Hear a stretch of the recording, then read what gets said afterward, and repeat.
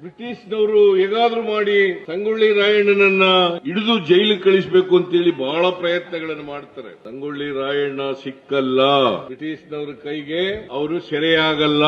ಅದಕ್ಕೆ ಒಂದು ಉಪಾಯ ಹುಡುಕ್ತಾರೆ. ನಮ್ಮವ್ರನ್ನೇ ಎಲ್ಲಿದ್ದಾರೆ ಸಂಗೊಳ್ಳಿ ರಾಯಣ್ಣ ಅಂತ. ಸಂಗೊಳ್ಳಿ ರಾಯಣ್ಣ ಕೆರೆಯಲ್ಲಿ ಈಜ್ತಾ ಇರ್ತಕ್ಕಂಥ ಸಂದರ್ಭದಲ್ಲಿ ಇಂಥ ಹೊತ್ತಿಗೆ ಬರ್ತಾರೆ. ಅವ್ರನ್ನ ನೀವು ಹಿಡಿಲಿಕ್ಕೆ ಸಾಧ್ಯ ಆಗ್ತದೆ. ಆ ಟೈಮ್ನಲ್ಲಿ ಈಜ್ ಮಾಡುವಾಗ ಅವ್ರ ಹತ್ರ ಸೈನಿಕರು ಇರಲ್ಲ, ಕತ್ತಿ ಗುರಾಣಿ ಇರಲ್ಲ, ಅವರನ್ನ ಹಿಡಿಬಹುದು ಅಂತ ಹೇಳ್ಬಿಡ್ತಾರೆ. ನಮ್ಮವರೇ ಸಹಾಯ ಮಾಡೋದು, ನಮ್ಮವರೇ ಹಿಡ್ಕೊಡ್ತಾರೆ. ದೇಶದ್ರೋಹಿಗಳು